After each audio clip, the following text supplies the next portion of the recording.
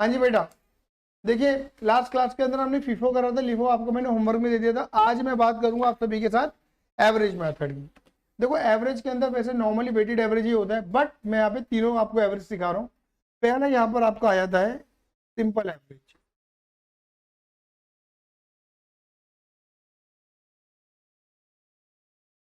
Simple average method. अभी sir ये simple average method क्या होता है? इसमें हम क्या करते हैं, क्या कहते हैं, रेट का एवरेज कर देते हैं। रेट का एवरेज तो यार लिखते हैं एवरेज रेट कैसे निकालते हैं यहाँ पर?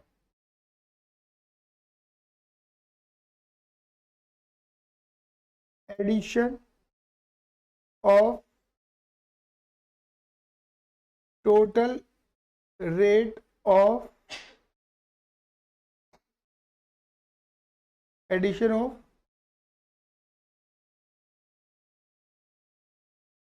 रेट्स ऑफ परचेजेस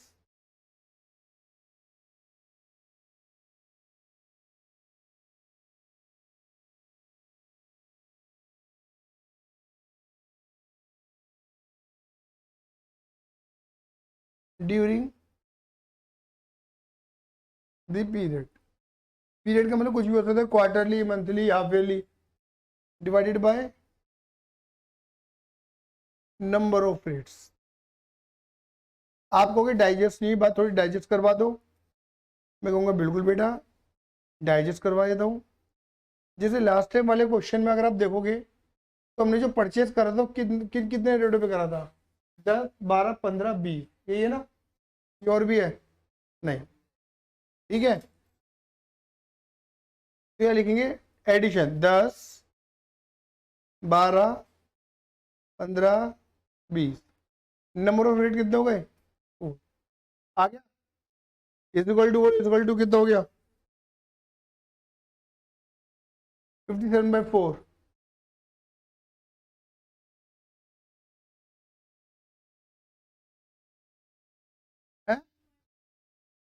14.25 ये एवरेज रेट है। आया समझ में नहीं आया? क्लियर है? चलो जी, फिर यहाँ पे कहते हैं बताइए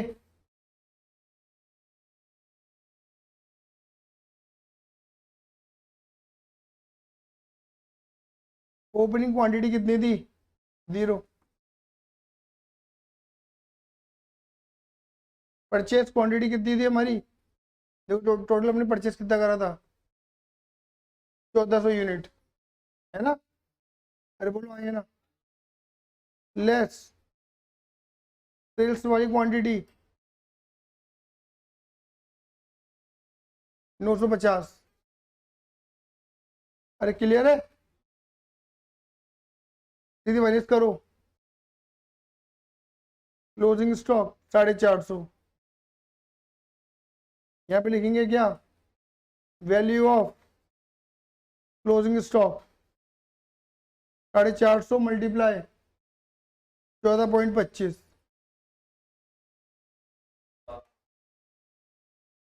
6000, 6412.5,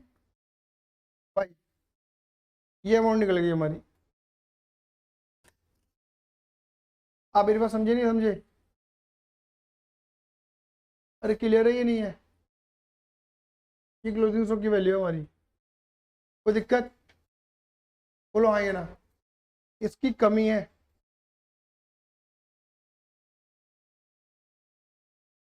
लिमिटेशन। पहली लिमिटेशन क्या है? Quantity purchase ignore. हमने खाली रेट लिए परचेज के, हमने जो क्वांटिटी खरीदी उन रेट्स पे वो हमने इग्नोर कर दिया था। आइए ना देखो, आपने क्या करा? रेट ले लिए बट क्वांटिटी इग्नोर मार दिया आपने। बोलो आइए नहीं, पहली लिमिटेशन है। क्वांटिटी इग्नोर करने से देखो फर्क क्या पड़ेगा। इधर देखो, इधर देखना। आपका देखो ये अगर मैं फीफो मेथड ही लगाता हूँ तो क्लोजिंग स्टॉक की वैल्यू कितनी आ रही है? ऑर्डर 250। आए ना, और ये क्वांटिटी और रेट दोनों के अकॉर्डिंग है। यहाँ पे वैल्यू कितनी आ रही है, बोलो हाँ यार 6412.5। मतलब एक तरीके से अगर आप कंपेयर करो तो क्या हो रहा है, आपकी क्लोजिंग स्टॉक की वैल्यू क्या हो रही है, कम हो रही है, घट रही है। आए ना, इसकी वजह से पता क्या होगा, इसकी वजह से क्या पैदा होगा, COGS may be over valued और अंडर वैल्यूड। भाई दिमाग लगाओ, COGS के फॉर्म में दीदी, COGS के फॉर्म में क्या होता है, क्लोजिंग स्टॉक माइनस होता है। अगर मैं कम माइनस करूंगा तो COGS की वैल्यू बढ़ जाएगी, है ना, और ज्यादा माइनस करूंगा तो COGS की वैल्यू कम हो जाएगी। तो COGS की सही वैल्यू निकल के नहीं आती यहाँ पर, हाँ है ना, क्योंकि क्वांटिटी क्या हो जाती है, इग्नोरेंस में चली जाती है। मेरी बात क्लियर हुई नहीं हुई, आया सही में नहीं आया, अरे क्लियर है ये नहीं है, ठीक है। देखो अब एक आता है, इसको और थोड़ा कंपेयर करके दिखा दूंगा, इसका बी पॉइंट बता दो यहाँ पर। अब ये हेडिंग आती है periodic average, periodic average method. क्या बोला बेटा मैंने, पीरियोडिक एवरेज मेथड। इसमें क्या बोलते हैं, कहते क्वांटिटी भी ले लो, रेट भी ले लो, और अमाउंट भी ले लो। बताओ, कहते बताओ तुमने कौन कितनी कितनी क्वांटिटी किसके रेट पे खरीदी, 600 क्वांटिटी 10 के रेट पे, 200 क्वांटिटी 12 के रेट पे। दीदी क्लियर हो रही है, खाली परचेस पे 600 क्वांटिटी 10 के रेट पे, 200 क्वांटिटी 12 के रेट पे, और 315 के रेट पे, 300, सही है। टोटल क्वांटिटी दीदी कितनी हो गई, 1400। चेक करना, इनकी मल्टीप्लाई करो, कितना आया, 6000, 2400, 4500, 6000, इसे जोड़ना जरा, 18900। अरे बोलो हाँ ये ना, यहाँ पे निकालना एवरेज रेट। क्या साईं मैं ऐसा कह सकता हूँ कि बेटा हमें 18,900 रुपये की 1400 यूनिट पड़ रही है, बोलो हाँ ये ना, अरे बोलो हाँ ये ना। यहाँ पे क्वांटिटी और रेट दोनों आ गया, कितना आ गया, 13.5। हम ये कह सकते हैं कि हमारा जो एवरेज है वो 13.5 रुपये का माल है। मतलब हमें एक क्वांटिटी 10 की ना 12 की 15 की ना 20 की, मुझे एवरेज 13.5 की पड़ रही है। ये आपको मोर एक्यूरेट लग रहा होगा ऊपर वाले से, क्योंकि ऊपर वाले में क्वांटिटी कंसिडर नहीं करी गई। मैं रेट लिया और एवरेज कर दे, बात खत्म। मेरी बात क्लियर हो गई नहीं हो गई, अरे आया ही नहीं आया, नहीं है, वो भी आएगा पीरियोडिक एवरेज। मेरी बात क्लियर हो गई नहीं हो गई, अरे आया, आगे चले। अब यहाँ पे क्या होगा, वही वाली बात आ गई, ऊपर वाली बात। बस यहाँ पे बताओ क्लोजिंग स्टॉक कितना है, 450 यूनिट इंटू 13.5,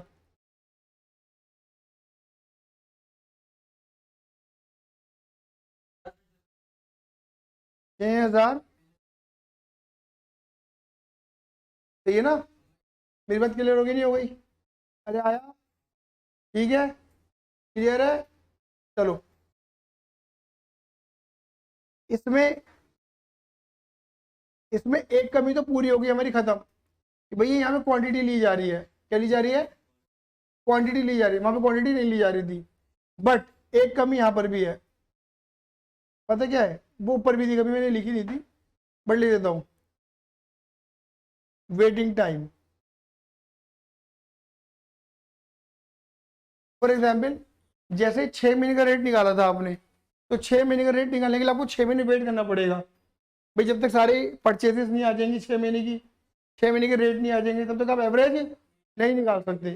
सही बात ही नहीं है। तो ऊपर वाले में भी था वेटिंग पीरियड कि 6 महीने के रेट आने दो, इधर भी ये वेटिंग पीरियड मतलब वेटिंग टाइम है, बोलो हाँ या ना। तो ये कमी है इनकी कि मतलब एवरेज रेट निकालने के लिए आपको थोड़ा वेट करना पड़ेगा। ऊपर एक कमी और थी, क्या कि आपकी जो क्या, नहीं नहीं वहां पे क्वांटिटी नहीं ले रहे थे, यहाँ पे क्वांटिटी ले रहे हैं, कमी को पूरा हो गया यहाँ पर। लेकिन वहां पे क्वांटिटी ना लेने से क्या हो रहा है, COGS की अमाउंट बिगड़ सकती है। मतलब वो एक जो एवरेज आ रहा है वो सही एवरेज नहीं आ रहा। खुद देखो यहाँ पे, अगर दोनों एवरेज को देखोगे, यहाँ पे एवरेज एक यूनिट का 14.25 का आ रहा है, जबकि यहाँ पर क्या आ रहा है, 13.5 रुपये का आ रहा है। बोलो हाँ या ना। मतलब एवरेज ही ज्यादा हो गया हमारा वहां पर। मेरी बात क्लियर होगी नहीं होगी? अब एवरेज ज्यादा होने से हो क्या रहा है, बात समझने जा रहा बातों को, कि यहाँ पर हम मोर एक्यूरेसी क्या करें, मेरी जेब से 18,900 रुपये गए हैं, और 18,900 मैंने कितनी यूनिट खरीदी है, 14 खरीदी है। मेरी बात क्लियर हो गई नहीं हो गई? बोलो आइए ना। तो आपको समझ में आएगा कि हाँ, ये जो रेट आया ये मोर एक्यूरेट रेट है, क्योंकि ऊपर वाला सिर्फ निकाल दिया गया है। आया समझ में नहीं आया? अरे क्लियर है? अरे बढ़ू आगे, ठीक है। लेकिन इसका तीसरा पैटर्न भी आता है, और वो होता है तुम्हारा कौन सा,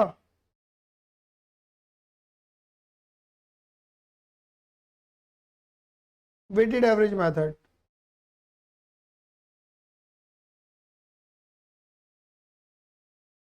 वेटेड एवरेज मेथड में तुम्हारा स्टोलेजर बनता है। इन दोनों में स्टोलेजर की रिक्वायरमेंट नहीं है, बट वेटेड एवरेज में स्टोलेजर की रिक्वायरमेंट हो जाती है। क्लियर ही नहीं है?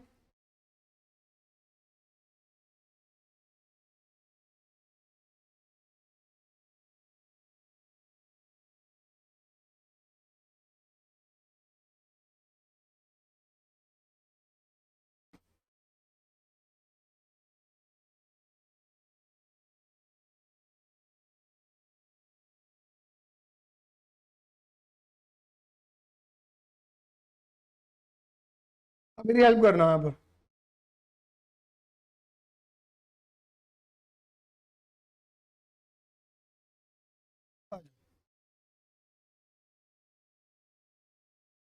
अब देखो, सबसे पहले तुम क्या करोगे, यहाँ पर ओपनिंग स्टॉक अगर है तो लिख देना, नहीं तो छोड़ देना। फिर क्या लिखोगे, बोलो फटाफट दे। परचेज। कितनी परचेज आई?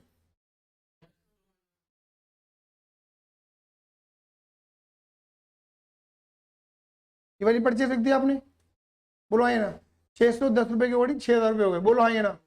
सेकंड है, फिर परचेज करा, कितना माल परचेज करा, 212 के अकॉर्डिंग 2,400। अरे बोलो हाँ या ना। अरे क्लियर है? अब देखो, तुम यहाँ क्या लिखोगे, इधर देखना सारे बच्चे, बस यहाँ अलग अलग नहीं लिख रहा तुम्हें।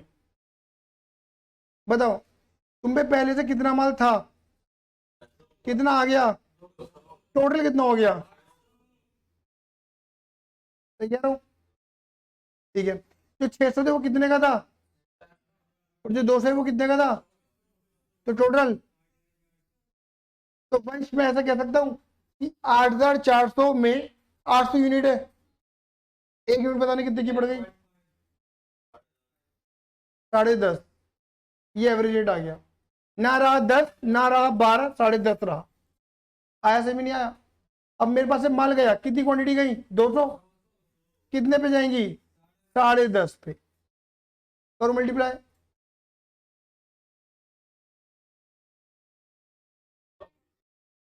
2,100।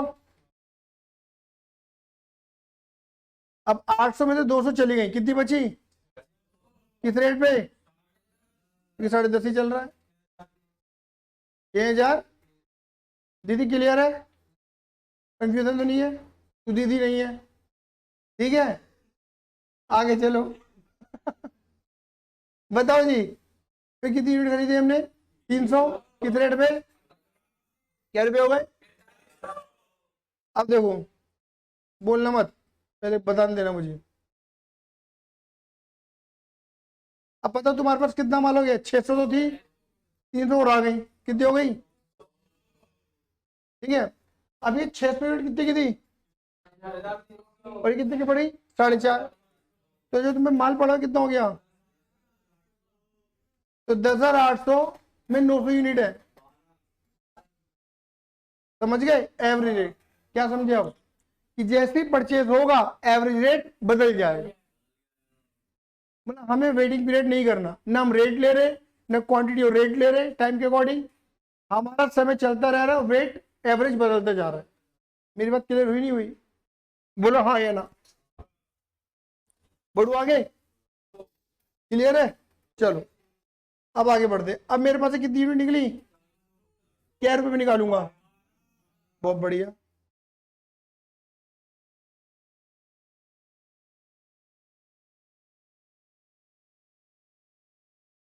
12 चौक 48, साई क्लियर है। कितनी बची? 12 पंजे 60, फिर 300 यूनिट आई, 20 के अकॉर्डिंग 6000 रुपये की हो गई। तो बताओ 500 यूनिट तो थी, 300 और आ गई, कितनी हो गई? और कितने रुपए की? 12,000।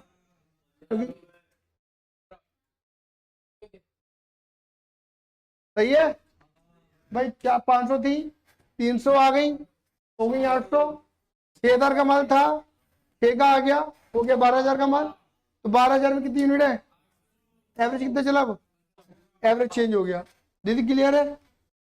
अब 800 में से कितनी यूनिट बेचोगे? 350, क्या रुपए की?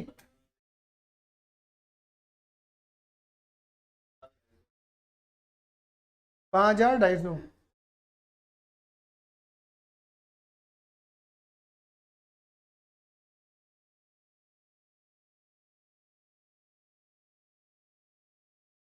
कितनी बची? बोलो। 6,700।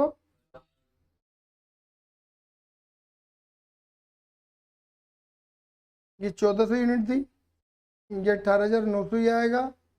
यहाँ 450 ही लिखना जितनी बच रही है, 6,750 ही लिखना। ठीक है, ये तुमने कितनी बेची थी? 950 यूनिट बेची थी, क्या रुपए की हो गई? जोड़ दो, 2,100, 4,800, ये जोड़ो।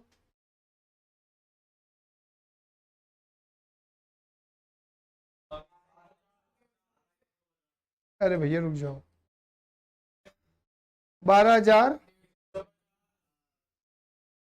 12 इसके अकॉर्डिंग ट्रेडिंग प्रॉफिट निकालते रहना जैसे पहले निकाला था। निकाल सकते हो? तो तीनों एवरेज का प्रॉफिट निकाल सकते हो ना, सेल्स से में माइनस कर देना सीरीज को। क्लियर ही नहीं है? आ गया? अरे क्लियर है।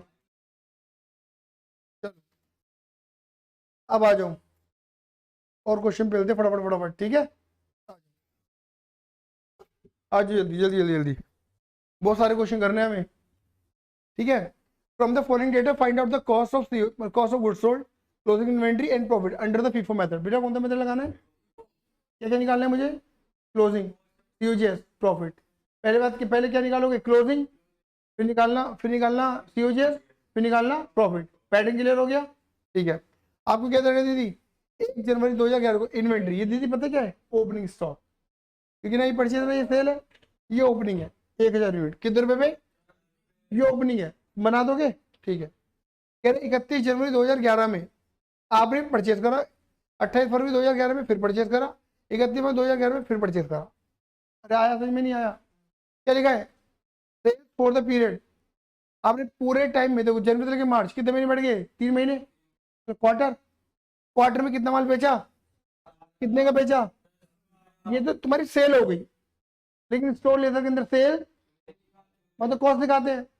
हाँ है ना? अरे सुनो मेरी बात, हाँ है ना? लेकिन तुम्हारे मन में एक सवाल आएगा, क्या है बताओ? नहीं नहीं, कहाँ पर? हाँ कहाँ पे लिखना है? ये date means time, date, time and date. हाँ है ना? कॉमन सेंस लगाना, क्योंकि ये क्या पूछ रहे तुमसे? फीफो मेथड, लिवो पूछ ही नहीं रहा। हाँ है ना? फीफो का सीधा पैटर्न है कि माल पहले ऊपर से निकलेगा, तो माल तो ऊपर से बिका होगा। तो दीदी हमें 4,000 यूनिट बेचनी है, तो तूने पहले कौन सी बेची होंगी? ये बिकी होंगी, फिर तेरी 1100 ये बिकी होंगी। हाँ है ना? कितनी बिक गई? 2,100। कितनी और बेचनी है? 1,900। फिर तो ये बेच दो। हाँ है ना? 600, 600, तो 600 यहाँ से बेची होंगी, तो 1,400 में तो 600, 800 बच रही है। क्या ये तुम्हारा क्लोजिंग स्टॉक? इनकी जो तुम्हारा क्लोजिंग स्टॉक बच रहा है वो कितने रुपए वाला बच रहा है? तो 800 इंटू 7 करो, 5600। आंसर देखो 5600 आ रहा होगा। आया समझ में? सर ऐसे तो लीफो में भी कर सकते हैं, नहीं कर सकते, नहीं कर सकते। ये मेरा भ्रम आज से लगभग 10 साल पहले तोड़ा था एक बच्चे ने, जब मैंने पढ़ाना शुरू करा था। क्योंकि मैं लिफो में भी कह रहा था, हाँ लिफो में भी ऐसे ही होगा। तो वो बच्चे क्वेश्चन अपने आप से बना के लाया, कह रहे सर एक बात तो सोचो, ऐसा हो ही नहीं सकता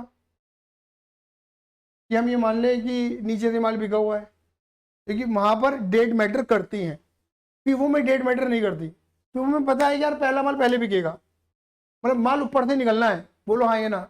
लेकिन लिफो में क्या होता है, लेटेस्ट माल पहले निकलता है और लेटेस्ट माल बार बार बदल सकता है, बोलो हाँ ये ना। अरे क्लियर ही नहीं है। अगर मान लो कि 4,000 की सेल यहाँ पर इफेक्ट हुई, अरे बोलो हाँ ये ना, तो माल तो यहाँ से निकलना शुरू होगा ना, सही बात है, ये नहीं है, क्लियर ही है। और अगर सेल इसके बाद इफेक्ट हुई तो माल यहाँ से निकलना शुरू होगा, समझ गए मेरी बातों को। तो लीफो में पैटर्न नहीं चलता, ये सिर्फ कहाँ चल सकता है, फीफो में। फीफो में आप मतलब इस क्वेश्चन में तुम एस्ट्रोलॉजी बनाने की जरूरत नहीं है, तुम सीधा ही कह सकते हो कि फीफो मेथड में जो माल बिका होगा वो पुराना माल बिका होगा, यानी कि मेरे पास क्लोजिंग स्टॉक में लेटेस्ट माल होगा, बोलो हाँ या ना। मैं दोबारा बोल रहा हूँ, मेरे शब्दों को ध्यान से सुनो, शब्दों को समझ जाओगे तो तुम लिख भी लोगे, नोट्स भी बना लोगे अपने।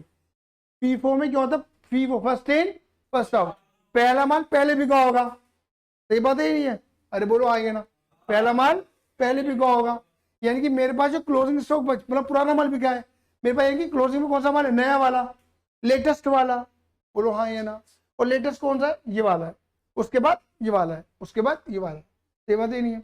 अब तुम्हें क्या लगाना है, इन्हें जोड़ो, सारे बच्चे जोड़ो इन्हें, 1000, 1100, 1300, 1400, 4,800, सारे बच्चे क्या बोलेंगे, ओपनिंग और प्लस परचेस को मिला के, ओपनिंग प्लस परचेस को मिला के मेरे पास 4,800 यूनिट थी, 4,000 मैंने बेच दी, कितनी बच रही है, तो सबको पता लग गया 800 मेरी क्लोजिंग स्टॉक है। लेकिन 800 क्लोजिंग स्टॉक कहां से लूंगा, मतलब लेटेस्ट वाला, लेटेस्ट वाला कौन सा है, ये वाला, बोलो हाँ ये ना। मेरी बात क्लियर हुई नहीं हुई, आया सही में नहीं आया, एक काम करते हैं यहाँ पे 4,000 नहीं लिखता मैं, यहाँ तक क्लियर है मेरी बात, पहले बताओ हाँ ये ना, दीदी क्लियर है, यहाँ पे मैं 4,000 नहीं लिख रहा, यहाँ पर मैं लिख देता हूँ 2,500, मेरी कितनी यूनिट बची है, तो 4,800 में तो 2,500 बेच दी, कितनी बच रही है, 2,300 यूनिट बची है मेरे पास, 2,300 यूनिट बच रही, तो 2,300 कहां से बची होंगी, मतलब पुराना वाला माल पहले बिका होगा, क्लोजिंग स्टॉक में कौन सा माल है, नया वाला, लेटेस्ट वाला, लेटेस्ट वाला है। तो 2,300 में सॉरी 2,500 में सॉरी 2,300 बचे, 2,300 में 1,400 दिवाली होंगी, हटाओ 900 यहां से होंगी, आया सही में नहीं आया, सही बात ही नहीं है। तो 1,400 ये 900 ये, 1,400 इंटू 7, 900 इंटू 6, आगे क्लोजिंग को वैल्यू, आया सही में नहीं आया, अरे बोलो हाँ ये ना, क्लियर ही नहीं है। यहाँ पे तुम्हें एस्ट्रोलॉजी बनाने की जरूरत है नहीं पड़ेगी मेरे बच्चों, नहीं पड़ेगी, आया सही में नहीं आया। बस अब तुम्हें क्या लगाना है, सीओजीएस का फॉर्मूला लगाना है। सीओजीएस का फॉर्मूला क्या होता है, opening stock plus net purchase plus direct खर्चे माइनस क्लोजिंग। बताओ ओपनिंग स्टॉक क्या है, 1,000 इंटू 4, वो परचेजेस क्या है, this multiply this multiply this this multiply this, plus कर दो परचेज आ जाएगी। दोबारा बोलू, इसकी मल्टीप्लाई कर दो इनसे और परचेज कर दो, तो टोटल कर दो तो क्या आ जाएगी, परचेज, डायरेक्ट खर्चे है नहीं, क्लोजिंग स्टॉक की वैल्यू तुमने निकाल ली थी अभी, तो सीओजीएस आ जाएगा नहीं आ जाएगा, आएगा। और सेल्स में से सीओजीएस माइनस कर देना, क्या आ जाएगा, प्रॉफिट। कर पाओगे नहीं कर पाओगे, मैं करके दिखाऊं, हो जाएगा ना, अरे क्लियर है, आ जाओ।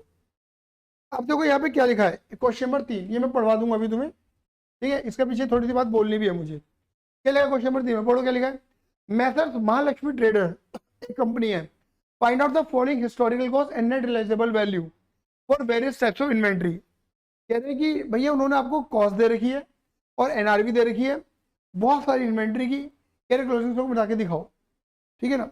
इन्वेंट्री की कैटेगरी 1 2 3, ये अलग अलग इन्वेंट्रीज है, समझ गए, अलग अलग इन्वेंट्रीज है, उनकी कॉस्ट उनकी एनआरवी बात करोगे, क्या लिखा है, कमेंट ऑन वेदर और not we can take 1,09,000 as the value of stock. कह रहे बताइए कि मतलब एक तरीके से कंपनी ने 1,09,000 रुपए का स्टॉक मान लिया था, मतलब उन्होंने वैल्यू कितनी निकाल के दी है तुम्हें, 1,09,000, ये तुमसे पूछ रहे हैं कि बताओ 1,09,000 सही है या गलत है, सही है या गलत है? बोलो हाँ या ना। मेरी बात क्लियर होगी नहीं हो गई? अरे क्लियर ही नहीं है। चलो अब इसको समझाने से पहले मैं तुम्हें एक चीज समझा देता हूँ। यह लिखेंगे अप्लाई LCM प्रिंसिपल। LCM याद है क्या है? लोअर ऑफ कॉस्ट और मार्केट वैल्यू, या cost of market value which ever is lower. या लिख भी देता हूँ, कॉस्ट और NRV which ever is lower. ठीक है ना? अभी जो रूल आप लगाओगे,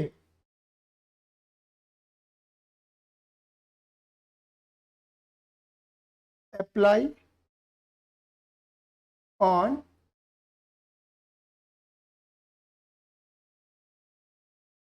इंडिविजुअल बेसिस और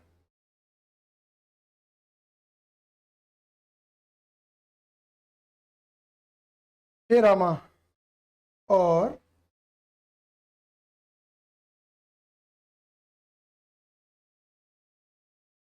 grouping basis, but not on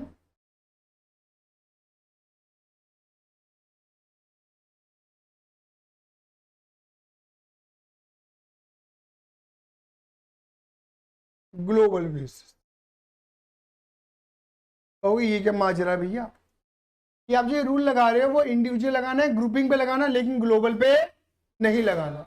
अब कहोगे सर ये क्या है, ये बताओ। ठीक है, जैसे एक कंपनी की बात करते हैं, हिंदुस्तान लीवर, सुना है ना? हिंदुस्तान लीवर, अरे बोलो हाँ ये ना। क्लियर है? यूनिलीवर था भाई, सॉरी भाई।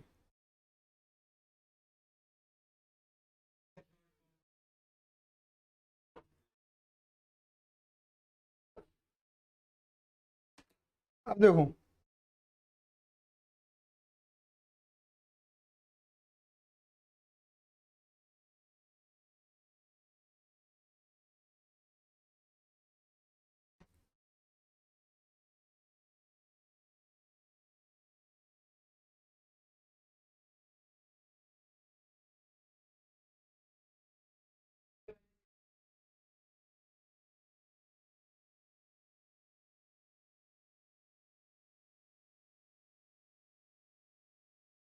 पासवर्ड क्या है?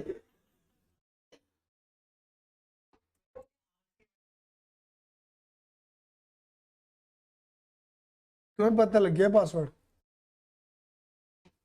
मुझे पता है ये वाली बात।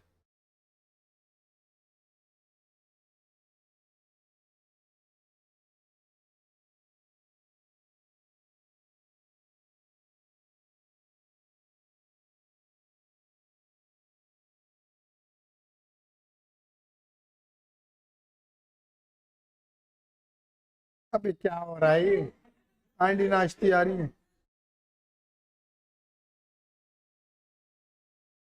भाई ऐसे नहीं करना बिल्कुल। अबे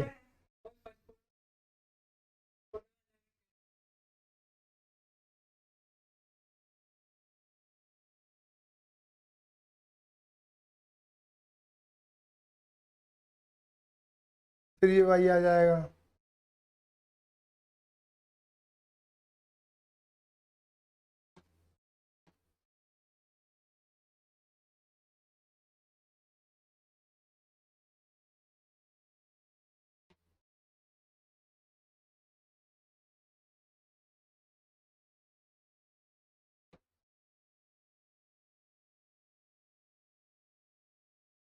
देखो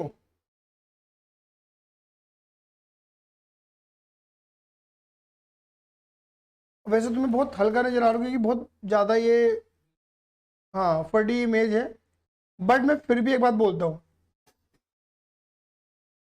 इधर देखो ये हॉर्लिक्स है एक्चुअल में, समझ रहे हो, क्लियर है? ये कैटेगरी इनकी अपने आप में ये कैटेगरी है। ये हॉर्लिक्स के नाम पर ही कई सारे वो हॉर्लिक्स बेच रहे हैं, बस बेच रहे हैं मुझे, ठीक है। दूसरा अगर तुम देखोगे ये इनके ब्यूटी प्रोडक्ट्स है बीच में। और पता क्या है, ये देखो सर्फ एक्सेल भी दिखेगा, एक तरफ और भी दिख जाएगा तुम्हें, टाइड वाइड भी नहीं ये बनाते हैं सर्फ एक्सेल ये आप मेरी बात समझ पा रहे हैं? आप ही देख रहे होंगे ये मल्टी सेगमेंट के अंदर काम कर रहा है।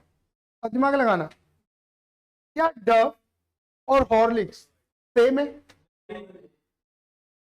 मतलब क्या, डव को तो थोपड़े में लगाया जाता है, हॉर्लिक्स को भी लगाया जाता है, या हॉर्लिक्स को पिया जाता है दूध बना के, क्या डव को दूध बना के पिया जाता है? नहीं, ये समझ में नहीं। तो आप मेरी मेरी बात क्लियर होगी ना? कैचअप किसान का, आप मेरी बात समझना, ठीक है। या फिर ये किसान और मतलब किसान का कैचअप और ये हॉर्लिक्स कंपेरेबल है, सेम प्रोडक्ट नहीं। तो बात समझना, यहाँ पे समझाने का पर्पस मेरा यही है कि देखो ये जो कॉस्ट और एनआरवी निकाली जाएगी ना, अलग अलग कैटेगरी अलग निकाली जाएगी। इसकी कॉस्ट एनआरवी अलग चलेगी, इसकी कॉस्ट एनआरवी अलग चलेगी, इसकी कॉस्ट एनआरवी अलग चलेगी, और चाय के सेगमेंट में अलग चलेगी। देखो लिप्टन की चाय आ रही है, और एक जहाँ पे चाय उसकी भी दी, रेड लेबल भी दी, आया ना। तो चाय के सेगमेंट में कॉस्ट और एनआरवी अलग चलेगी। आप समझ गए? मतलब जितने मल्टीपल प्रोडक्ट होंगे, अगर कंपनी 10 अलग अलग तरीके के प्रोडक्ट बना दिया है, तो मुझे 10 बार रूल लगाने cost NRV which ever is lower. समझ गए? हम ये नहीं कह सकते पूरी कंपनी की 10 प्रोडक्ट की कॉस्ट निकाल दो, पूरी कंपनी की सारे प्रोडक्ट की एनआरवी निकाल दो और एक बार रूल लगा दो, ये गलत है। मैंने क्या बोलता, इंडिविजुअल चलेगा या ग्रुपिंग चलेगी, लेकिन ग्लोबल ग्लोबल तो मना ही है, क्योंकि ग्लोबल में ये कंपेरेबल नहीं है ना। अरे बोलो हाँ ये ना, ठीक है ना। ग्रुपिंग भी अलाउड क्यों कर दी? क्योंकि एक जैसे प्रोडक्ट है तो आप अलाउड है, वो सिमिलर है, सब्सटीट्यूट प्रोडक्ट है वो एक दूसरे के। आया समझ में? ये नहीं तो ये बिकेगा, वो नहीं तो वो बिकेगा। अरे आया समझ में? नहीं आया? यही होता है ना भाई। अगर मान के चलो हॉर्लिक्स के अंदर ही कंपनी 10 तरीके की फ्लेवर दे रही है, आगे ना, तो किसी को आम पसंद है, किसी को सेब पसंद है, वही तो ये नहीं तो ये बिकेगा, ये नहीं तो वो बिकेगा, कुछ तो बिकेगा कंपनी का। मेरी बात क्लियर हो गई नहीं हो गई? तो सब्सटीट्यूट की ग्रुपिंग की जा सकती है, बट पूरी कंपनी की और प्रोडक्ट की ग्रुपिंग नहीं हो सकती, पूरी कंपनी को ग्रुप नहीं माना जा सकता। आया समझ में? नहीं आया? इससे मैंने इमेज निकाली थी, आया? कोई दिक्कत तो नहीं इस बात में? ठीक है। अब ये एग्जाम्पल मैंने हिंदुस्तान लीवर का ले लिया, कहने को आप भैया आईटीसी का ले लो, पतंजलि का ले लो एग्जाम्पल, ये है। अब ये एक बार कंपनी जब बननी शुरू हो जाती है, तो फिर तो ये अपने सेगमेंट में ही मल्टीपल प्रोडक्ट निकाल देती है, सेम सेगमेंट की मल्टीपल। हाँ, अगर मान के चलो, अब एग्जाम्पल, इसने बोला कि हॉर्लिक्स के नाम से सेम ब्रांड के अंदर इन्होंने मान के 6 फ्लेवर निकाल रखे, 7 फ्लेवर निकाल रखे हैं, भैया हॉर्लिक्स की जगह कोई और नाम दे दे, कोई और ब्रांड के नाम पर। एग्जाम्पल सर्फ एक्सेल और टाइड दोनों ये बनाता है। अब सर्फ एक्सेल भी एक ब्रांड है, हाँ ये ना, और टाइड भी एक ब्रांड है। बोलो हाँ ये, ब्रांड तो दोनों सेम है, पर बनाने वाला तो यही कंपनी है। अरे बोलो हाँ ये ना, बट आप इसे ग्रुपिंग कर सकते हो, क्योंकि ये सब्सिट्यूट है ये। मेरी बात क्लियर होगी नहीं हो गई? हाँ ये ना, पता नहीं थम्स अप और कोका कोला, ये सेम कंपनी बनाती है कोका कोला, लेकिन दोनों की ब्रांडिंग अलग अलग तरीके से करती है। थम्स अप में क्या है, आज की तूफानी करते हैं, सस्ते कूद के दिखा देगा आदमी, हाँ ना, सस्ते कूद के दिखा देगा आदमी। देखो आज की तूफानी करते हैं, देखो पार्क में कूदूंगा डायरेक्ट। तो ये मेरा ऐसा होता नहीं है कि मतलब, इसका मतलब क्या है कि तुम्हें थम्स अप पीते जोश आ जाएगा, पता नहीं क्या आएगा, किस बात का दोष आएगा। लेकिन जब कोका कोला की बात करते हैं, फैमिली टाइम, कभी ऐड देखे इनके कि कोका कोला का, कोका कोला की ब्रांडिंग कैसे करते हैं कि परिवार है तो कोका कोला चलनी चाहिए, हाँ है ना, जो किसी को पीने का मन करे तो थम्स अप पी लो, ये है मतलब उनका। चाटे चाटे मारने थम्स अप पियो, बात क्लियर हो गई? ये ब्रांड, लेकिन है तो वो सब्सिट्यूट, एक ही कंपनी बना रही है, इसकी ग्रुपिंग कर सकते हो तुम, क्लियर ही नहीं है? आसान भाषा में बोलूं, HSN कोड होता है प्रोडक्ट का। प्रोडक्ट HSN कोड के नाम से जाना जाता है, ठीक है। जो सरकार मतलब HSN कोड ये GST के टाइम से ज़्यादा आए हैं बेसिकली, तो वो दोनों का सेम है। तुम थम्सअप बेच लो, वो भी एक पानी बिक रहा है, मीठा पानी। वो बोलो तो भी उनका क्या है, HSN कोड सेम है। हाँ ये ना, तेरे पास किसी और कंपनी का पेन है, तुम्हारे पास किसी और कंपनी का पेन है, HSN कोड सेम। समझ गए? तो ग्रुपिंग की जा सकती है। आया सही में नहीं आया? अरे क्लियर है। ये मेरा समझाने का पर्पस था कि भैया आप जो है क्या कर सकते हो। हाँ, अब एक काम करते हैं, सबसे बढ़िया तरीका बताता हूँ, तुमको ये याद रह जाएगा। के लिए हम यहाँ पे क्या करते थे, इंसर्ट करते थे पिक्चर।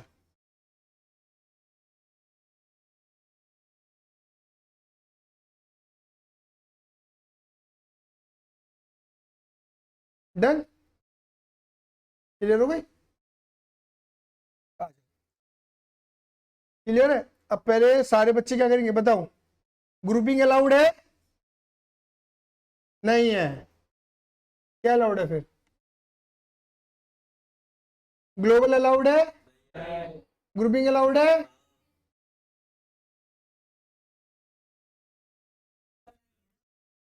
अरे क्वेश्चन छोड़ तू, मैंने कॉन्सेप्ट क्या पूछा, ग्रुपिंग अलाउड है, आपने बोला नहीं है।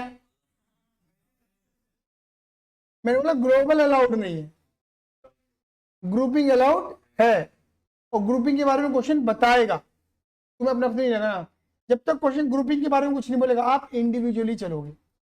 समझ गए? आप बताओ, ग्रुपिंग अलाउड है, ग्लोबल, इंडिविजुअल? मतलब जितनी बदबू करवानी तुमसे करवा सकता हूं मैं।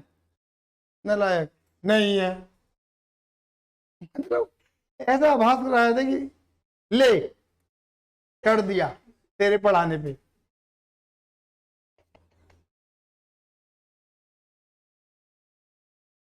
पढ़ा ले।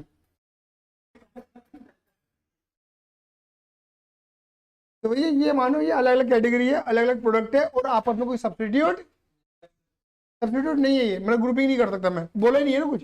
चलो बताओ, cost NRV which ever is. अबे लोअर तो बोल दे।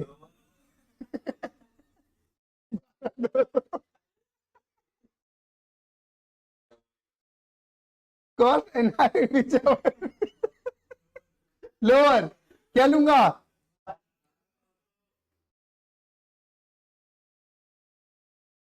Cost NRV which ever is lower, कौन सा?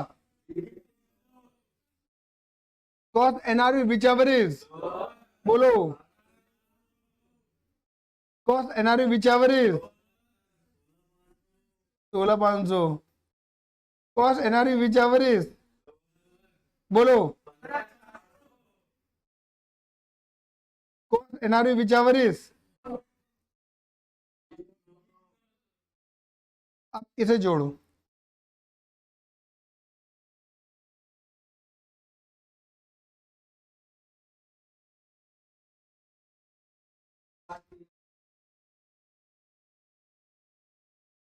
एक लाख 3,000, ये हमारा आंसर है। और इन्होंने क्या ले रखी है वैल्यू, तो क्या बोलेंगे? तुम बहुत बड़े वाले हो भैया, गलत ले रखी है तुमने वैल्यू, ये बोलोगे नहीं बोलोगे? अच्छा, इसका जस्टिफिकेशन क्या दोगे, इसे जोड़ो और इसको भी जोड़ो। ये कितना आ रहा है? 109,000। बताओ क्या बोला है? 1,09,000 नहीं बोल सकती? 109,000। क्या प्रोफेशनलिज्म है तुम्हारा?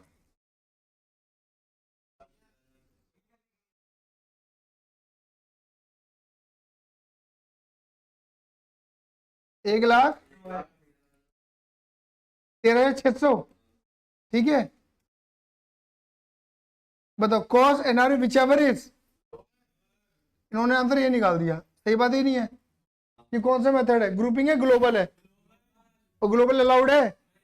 जस्टिफिकेशन क्या दोगे कि सही आंसर 1,03,300 है, क्योंकि हम cost scenario which ever is lower principle individual basis पे अप्लाई करेंगे, ग्लोबल बेसिस पे अलाउड नहीं है। समझ गए? आया समझ आया? तो इन्होंने क्या रायता पिखा तुम्हें समझ में आ गया होगा? अरे क्लियर है मेरे बच्चों? चलो, ऐसे ही एक क्वेश्चन में नोट छापा हुआ है।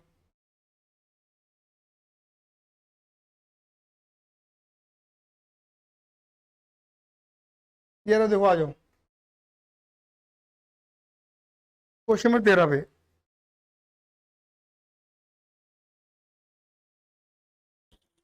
क्या लिखा है, पढ़ो। The following detail relate to the value of inventory of different item on 31st December 1996. आपको इन्वेंट्री की डिटेल दे रखी है। You are required to calculate the value of inventory for balance sheet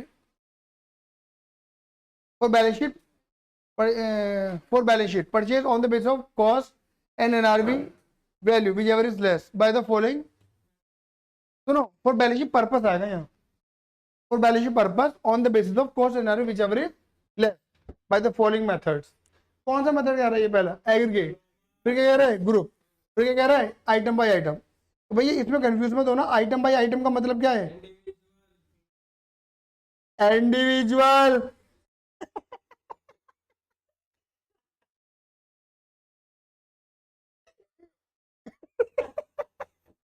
group इसका मतलब क्या है? ग्रुपिंग। पहला बैच है जो बोलते नहीं गाता है, ये बोलते नहीं गाते हैं। एग्रीगेट का मतलब क्या है? ग्लोबल। समझ गए? ये आपसे सिर्फ आंसर मांग रहा है, ये नहीं कह रहा कि क्या अप्लाई नहीं है। ये कह रहा है कि भैया मुझे तो आप तीनों के अकॉर्डिंग आंसर बता दो बस। समझ गए? अरे क्लियर है? चलो, अब सारे बच्चों ने क्या करना है, देखो ध्यान से समझना।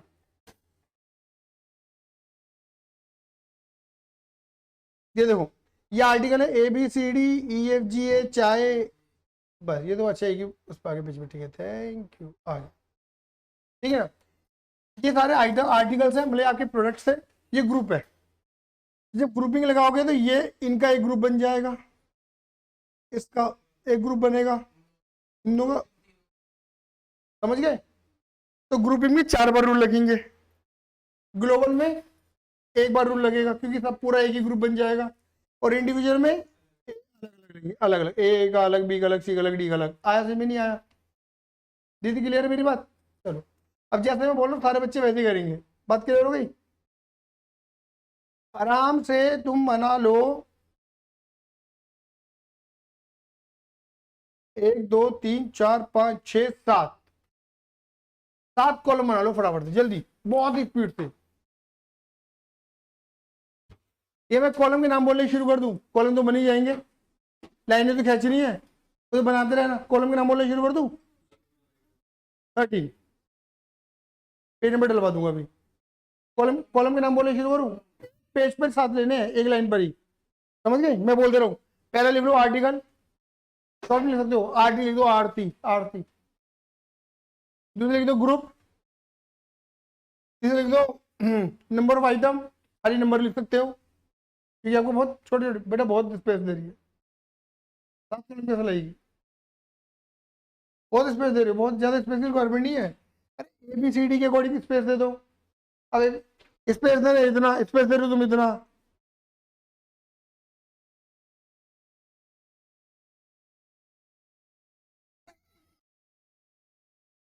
Cost per item, cost, only cost. फिर लिखो NRV, NRV पर आइटम, NRV पर आइटम। हाँ ये पहले NRV पर आइटम, पहले ग्रुप ये है ना, NRV पर आइटम, फिर NRV। बन गए 7? ठीक है, पहले लिखो AB, खाली AB, बगल में लिखो XY इसकी तरह ही, सॉरी XX, सॉरी। बात क्लियर हो गई? अरे आ गया? एक और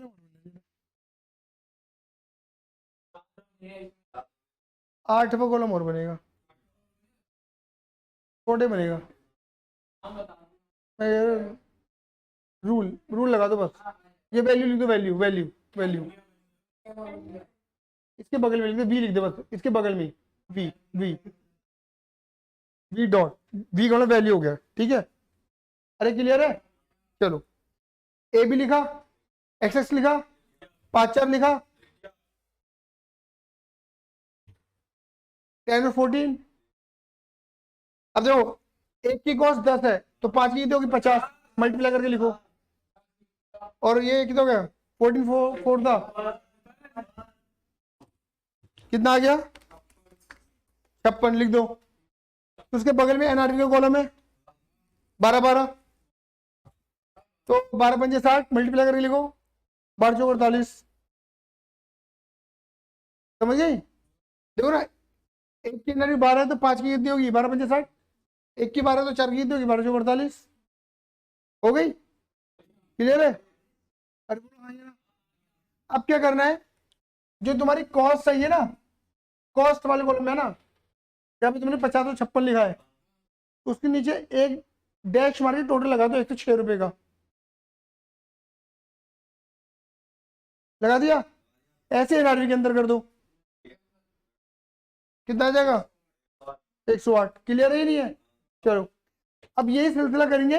अब लिखो सी डी ई, डी ई 6 10 5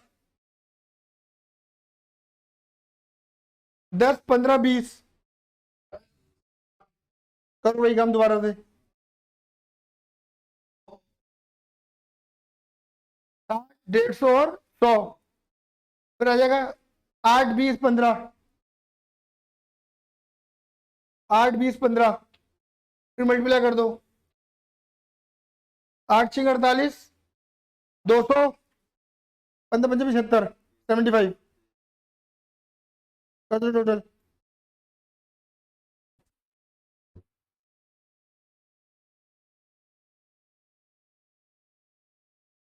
हो गया दीदी। अब ऐसे करो इसका एफ जी का, जेड जेड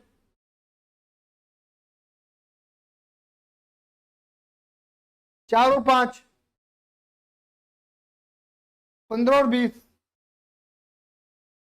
15 चौक के 60 और 20 पंजे 100, 160, 10 और 16,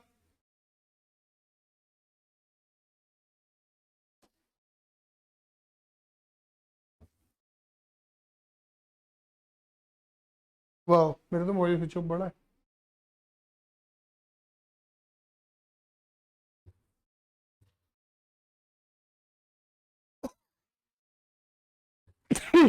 sorry, H I J P P P,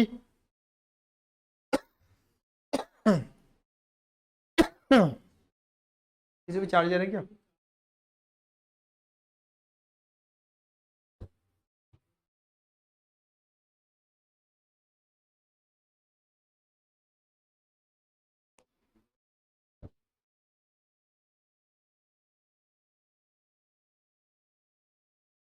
हो गया, कर लो सारे कर लो पहले।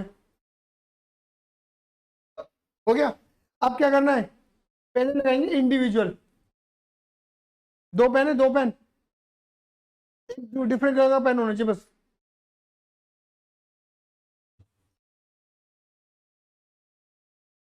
अभी लेकिन सेम पेन से ही काम करना, और नहीं तो कोई दिक्कत नहीं है, छोड़ो नहीं है तो कोई बात नहीं। पहले इंडिविजुअल लगाएंगे दीदी, इंडिविजुअल समझ रहे हो ना, जो तुमने टोटल लगाया तुम उससे मतलब नहीं है। फिर बात क्लियर हो गई नहीं हो गई। जब तो तुमने एक ही कॉस्ट निकाली होगी, एक ही एनआरबी निकाली होगी, एक ही कॉस्ट निकाली 50 और एनआरबी निकाली है 60, है ना। देखो देखो देखो सारे बच्चे समझना, जब तुमने इसकी मल्टीप्लाई करी होगी तो लिखा होगा 50, और जब इनके लिए करी होगी तो 50 और 12 कितने के लिए 60। कौन एनआरबी विच एवरेज, इसका निकाला होगा 14 चौके 56 और ये 60, विच एवरेज लोअर। अरे क्या बात कर, अच्छा अच्छा अच्छा, 48 आएगा, तो विच एवरेज लोअर 48 आ जाएगा। आया सभी यहाँ, अब ए का रूल अलग, बी का रूल अलग, सी का, डी का, ई का, एफ का अलग अलग लगा दो। फर्स्ट ना which ever is lower, value के नीचे लिखना है ये, वैल्यू वाले कॉलम में, लास्ट वाले कॉलम में। किसी से भी लिख ले आप तो, ये तो किसी सेम पेन से लिख सकता है।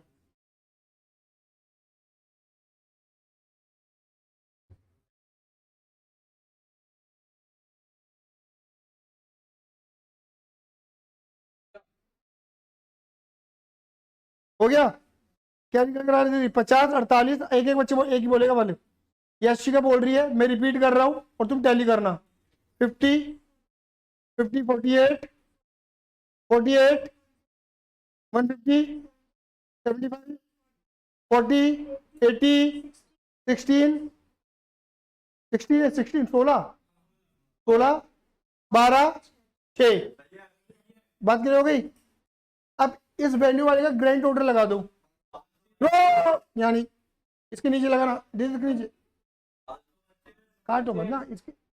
525 हो गया, बस छोड़ो। ये तुम्हारी वैल्यू होगी इंडिविजुअल बेसिस पे, तो यानी कि इंडिविजुअल में तुम्हारी वैल्यू आ रही है 525। इतने टोटल कर दिया, सारी वैल्यू को जोड़ दिया, क्लियर है? अब तुम पेन बदल सकते हो, चाहो तो पेन बदल सकते हो अपना, अगर जो पेन बदलना चाहते हो। ग्रुपिंग लगाते हैं, तुमने ग्रुपिंग का टोटल निकलवाया था मैंने हैंड टू हैंड, देखो ना। इस ग्रुप का टोटल आया था 106 ये, और ये आया था 108, विच एवरेज ये ग्रुपिंग में करेगा काम। आया समझ नहीं आया? तो यहाँ पे तुमने रूल लगाए थे, ए पहले लगाया था rule A B C D E F G H I, 9 बार रूल लगाया तुमने। ग्रुप में कितनी बार रूल लगाओगे? 4 बार। तो ये ग्रुप कितने हैं? 4। निकालो। कहाँ कहाँ उसके बगल में कर सकती है तू काम, स्पेस दे रखा देखो ऑलरेडी तूने बीच में। अरे नालायक, इधर दिखा, ये स्पेस, ये स्पेस दिख रहा है, ये दिख रहा है, तूने ऑलरेडी स्पेस छोड़ो, तभी नहीं हम मना कर रहा था, समझी? तूने 4 स्पेस ऑलरेडी छोड़ोगे अपने वैल्यू में। आंसर आ गया 573। ये मुझे ग्रुपिंग का बताया बच्चों ने। आ गया? लगाना है ग्रुपिंग, कैसे लगाया? ग्लोबल लगा दोगे। ग्लोबल कैसे लगाओगे? ग्लोबल के लिए तुम अलग से वर्किंग, यहाँ पे अब टेबल के अंदर कुछ मत करना, समझ गए? ठीक है, ग्लोबल के अंदर क्या करोगे? सारी कॉस्ट जोड़ दो। कैसे जोड़ोगे? चार, चार ग्रुप के तुमने 4 टोटल निकाले हैं ना, वो जोड़ दो, ऐसे एनआरबी जोड़ दो, 588 आएगा। कर लो, मैं 2 मिनट वेट कर रहा हूँ।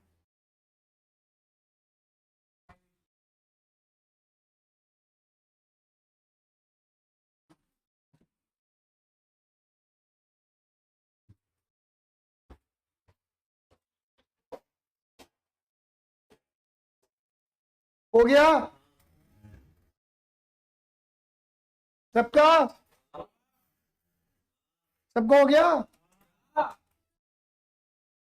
क्या बच रहा है थोड़े में? देखिए वंश, देखिए क्या बच रहा है।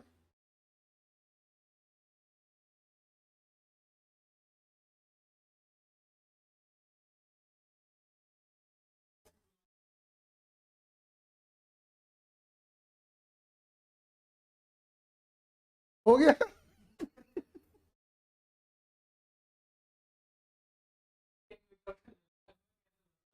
क्या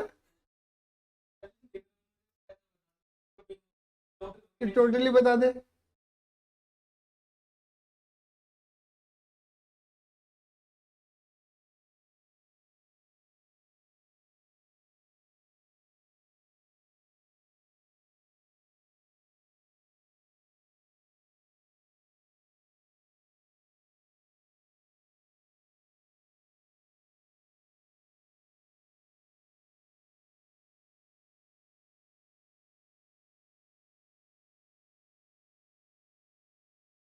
अरे करके दिखाने के ये वाला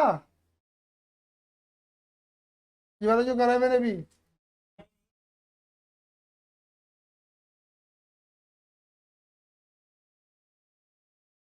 12 पे आओ।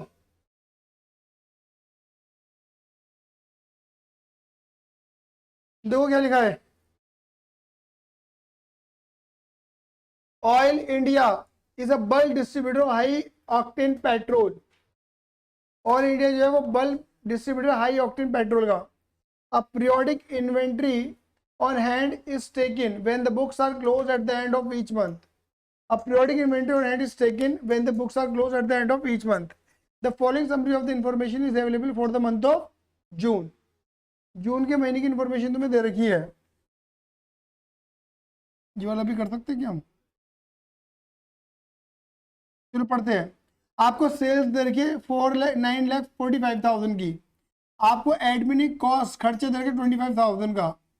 आपको ओपनिंग स्टॉक दे रखा है 1 लाख लीटर। ये मेरी शुरू होता है, 1 लाख लीटर माल है, 3 रुपए का है, 3 लाख रुपए का माल हो गया। क्लियर है ये नहीं है? परचेज इसमें फ्रेट इंक्लूडेड है। आपने परचेज करी है जून की 1 तारीख को 2 लाख लीटर 2.85 पर लीटर पे, और जून 30 पे 1 लाख लीटर 3.03 पर लीटर पे। क्लोजिंग आपके पास बच रहा है कितना? 130 litre. Compute the following data by what? FIFO, weighted and LIFO. बात क्लियर हो गई नहीं हो गई? अच्छा, अब इन्होंने ये तो बताया नहीं कि मैंने सेल्स कब करी है। सेल्स की डेट, अफेक्टिव डेट नहीं बता रखी। मैं मान लूंगा कि पहले मैंने परचेस करा, उसके बाद मैंने सेल करा। तो यानी कि मैं ये मान लूंगा कि भैया सेल मेरी बाद में हुई होगी, ठीक है ना। Of the inventory costing. अरे मेरी बात क्लियर हो गई नहीं हो गई? अभी कह रहे हैं मुझे क्या निकालनी है? वैल्यू ऑफ इन्वेंट्री निकालनी है 30 जून, यानी कि मुझे क्लोजिंग स्टॉक की वैल्यू बतानी है according to FIFO, LIFO and weighted. मुझे सीओजीएस बताना है according to FIFO, LIFO and. अब देखो मुझे क्या बताओ, तुम्हारे पास ओपनिंग स्टॉक कितना है? 3 लाख। मेरे बच्चों अपनी कॉपी के अंदर तुम क्या लिखोगे? Opening stock 3 lakh. मेरी बात क्लियर हो रही है नहीं हो रही है? इसकी मल्टीप्लाई करना लाला जी 2 लाख की 2.85 से,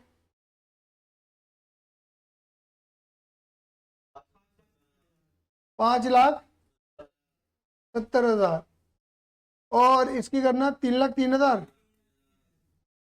जब तुम इसे जोड़ दोगे 8,73,000, ये तुम्हारी परचेज आ जाएगी। ओपनिंग ओपनिंग प्लस परचेज, बस तुम्हें क्या कर देना है? इसकी वैल्यू क्या कर देनी है? माइनस। तो तुम्हारे क्या निकल जाएंगे? और क्लोजिंग स्टॉक की वैल्यू किस पे डिपेंड करती है? फीफो, वेटेड और लीफो पे। आया समझ में नहीं आया? क्लियर ही नहीं है? बोलो आएंगे ना। 3 अलग अलग क्लोजिंग स्टॉक की वैल्यू, 3 अलग अलग सीओजीएस, 3 अलग अलग प्रॉफिट। अरे क्लियर है? ये भाई पूछना चाह रहा है, बिल्कुल पहले की तरह ही हो गई ये तो। बोलो आएंगे ना। तो बताओ फीफो का मतलब क्या हुआ? First in first out. Closing stock के अंदर कौन सा माल पड़ा हुआ मिलेगा? पुराना या नया? नया। नया मतलब लेटेस्ट या ओल्डेस्ट? लेटेस्ट। तो मुझे बताओ तुम्हारे पास क्लोजिंग स्टॉक कितना बच रहा है? 1,30,000 यूनिट बची हुई है। बोलो हाँ या ना? 1,30,000 लीटर। तो 1,30,000 अकॉर्डिंग टू फीफो कहां से बच रहा होगा? 1 लाख तो यहाँ से और 30 यहाँ से। बोलो हाँ या ना? 1 लाख इंटू 3.3, 3,03,000, और 30,000 इंटू 2.85। क्या तुम क्लोजिंग की वैल्यू निकाल पाओगे? बोलो हाँ या ना? कितनी आई बताना। ये मैं फीफो के अकॉर्डिंग लिख रहा हूँ बच्चों, फीफो के according. 1 lakh multiply 3.03 plus 30,000 multiply 2.85। बोलो कितना आया? 388। ये दीदी, बस दीदी 3 लाख में 873 जोड़ दो और ये माइनस कर दो, ये माइनस कर दो।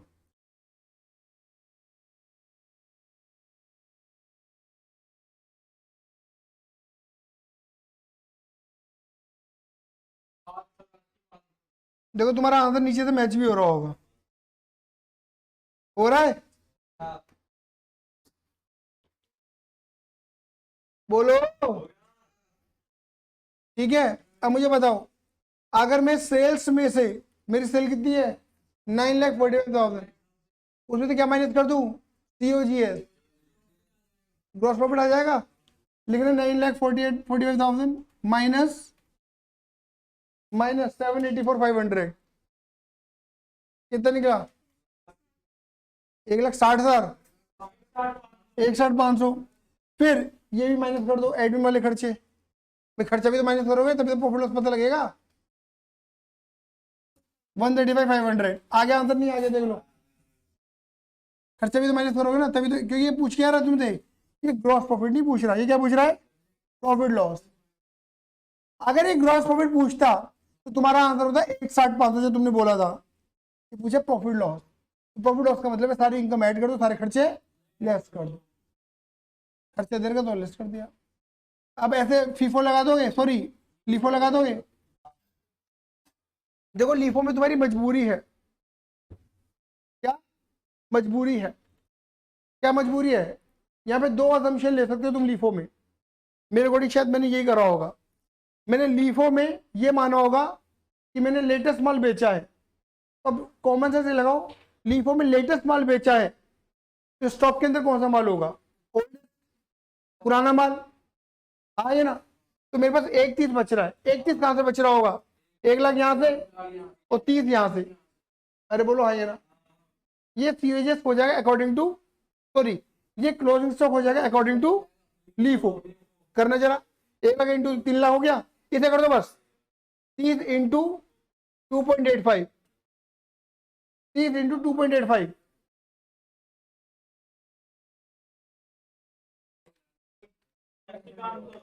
85,500, 30 यहां से हो गया और 1,00,000, 3,00,000 कमल, 3,85,500।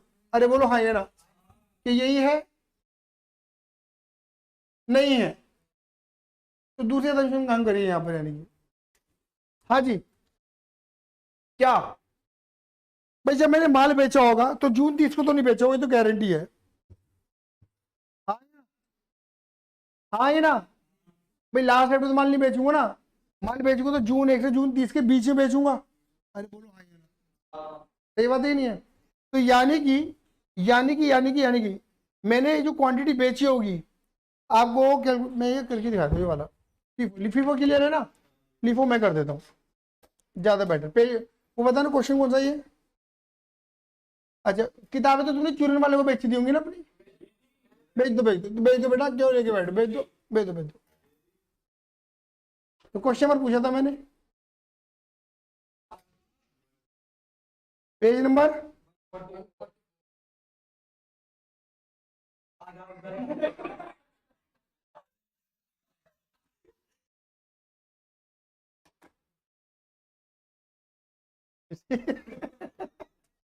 भाई हमेशा जहां से शुरुआत होती है ना वो पेज नंबर बताते हैं। क्वेश्चन नंबर 12, ठीक है, मैं बेटा लीफो लगा रहा हूँ, तुम्हें समझाने के लिए लगा रहा हूँ। देखो बस मेरी मदद ये करना, बताओ मेरे पे ओपनिंग स्टॉक की क्वांटिटी कितनी है, 3 रुपए के अकॉर्डिंग कितने हो गए, आराम से बोलो दिल्ला, आराम से बोल लो।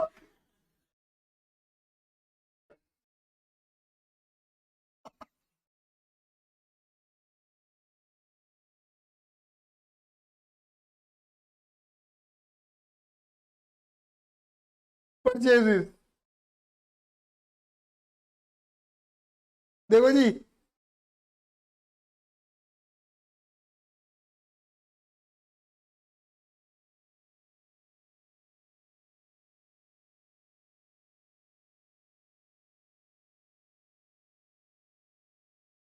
भाई यार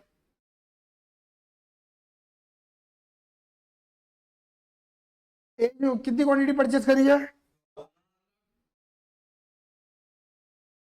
2,00,000, ठीक है, कितने रुपए पे, 5,00,000। चलो अभी ओरली कैलकुलेट कर लेना, तुमने 1,00,000 क्वांटिटी तुम पे थी, तुमने 2,00,000 खरीदी, फिर 1,00,000 खरीदी, ऐसा ही है, कितनी बच रही है, 31, तो तुमने 2,70,000 क्वांटिटी बेची है। ये वाली बात क्लियर है या नहीं है, दोबारा बोलूं, अपनी बुक में देखो, तुम्हारी बुक में दे रखा है, तुमने खरीद पहले से कितनी थी, कितनी और खरीदी, 3,00,000 खरीदी, होगी 4,00,000, 4,00,000 में कितनी बच रही है, बेच कितनी थी, 270 बेचो। इधर देखो सेल्स। अब सेल्स की डेट तो मुझे पता नहीं है, पर मान लेते भाई बीच में हुई होगी सेल, तो अरे बोलो आइए ना, तो 270 कैसे बेची होंगी मैंने? इधर देखो 2 लाख तो ये वाली, अरे बोलो आइए ना, लीफो के अकॉर्डिंग, 70 से ऊपर वाले, अरे बोलो आइए ना, सही कह रहा हूँ? तो दीदी मैंने 570 ये बेची होंगी, और 3 7 21 2 10 की ये बेची होंगी, अरे बोलो आइए ना, कितना माल बेची दिया मैंने? 7 लाख। अरे क्लियर है? अरे क्लियर है? इधर देखना, अब यहां दिखा रहा हूं मैं क्या, क्लोजिंग स्टॉक, क्लोजिंग स्टॉक की यूनिट देखो दीदी, बिक गई 70, यहां से बिक गई, तो बच कितनी रही है? 30 ऊपर से बची रही है बस, अरे बोलो आइए ना, दीदी क्लियर है? कितने रुपए का माल? और 30 जून को जो मैंने परचेज करा होगा वो माल तो बाद में आया है, सेल के बाद आया होगा, ये मैं मान रहा हूं। कितना? और क्या रुपए पे आया है?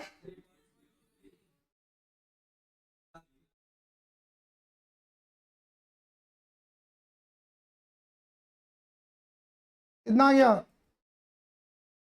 यही कर रखा है मैंने, यही है, आंसर चेक करो, यही है, आया सही भी नहीं आया?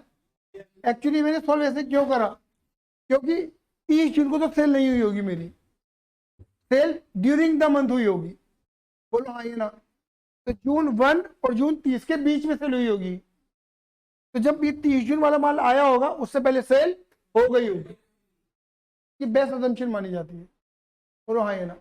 कहने को तो पहले वाली भी कर सकते थे कि माल बाद में बिका, बात खत्म, माल 30 जून को बिका, माल पहले माल था, पहले माल आया और फिर माल बिका है, तो वो उल्टा पैटर्न हो गया भाई, समझ गए?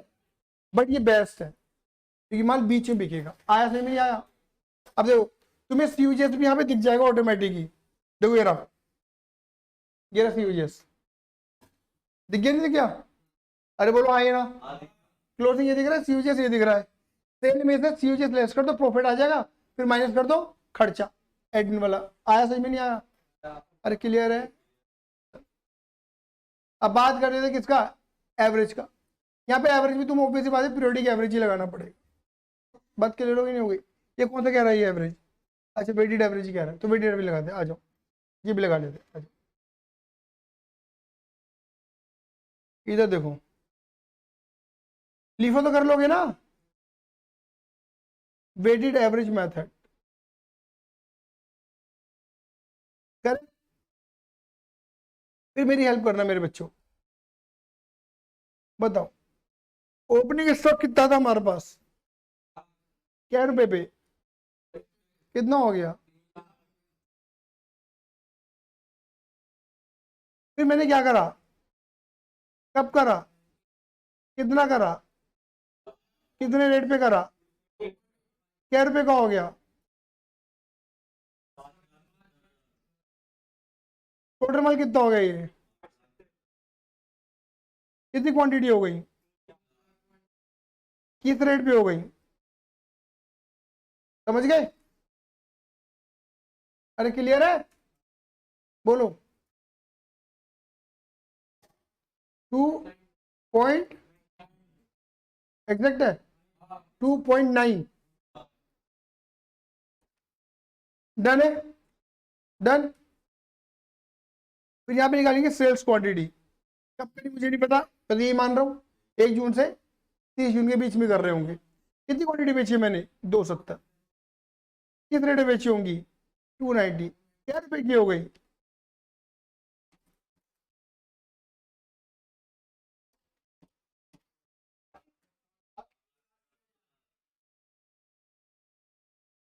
यही है,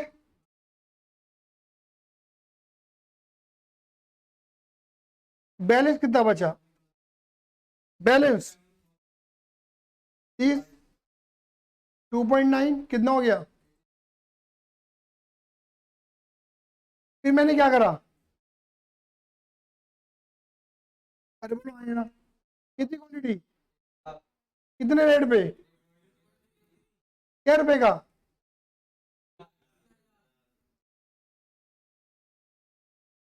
जोड़ दो,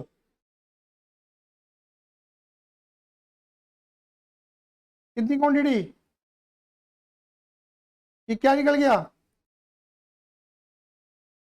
कितने रेट पे, आगे दीदी एवरेज बदल गया, डन। अब देख लो क्लोजिंग तुमको दिख ही रहा है,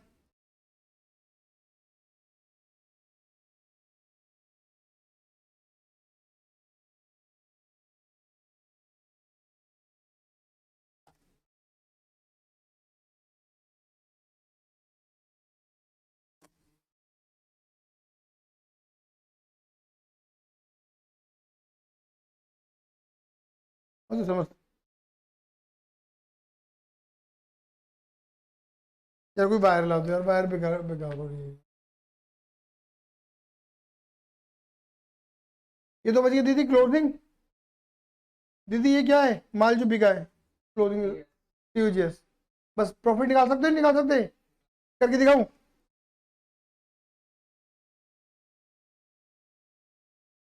सीधा लिखना सेल्स 9,45,000 माइनस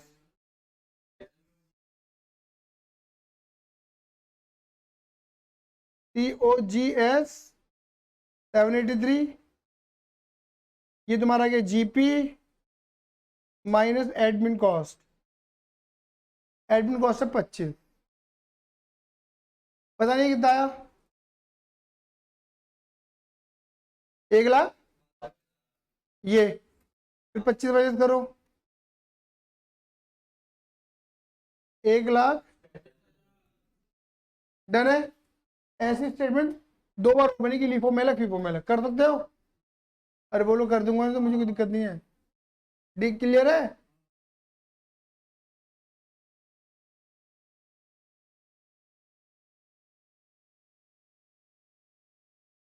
बिल्कुल, जरूरत नहीं फॉर्मेट की यहाँ पर। हाँ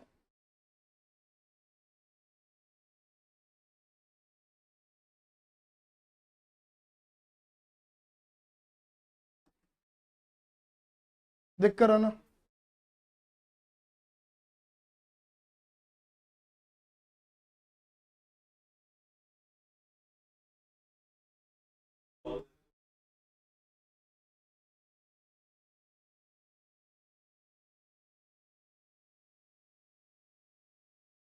अगर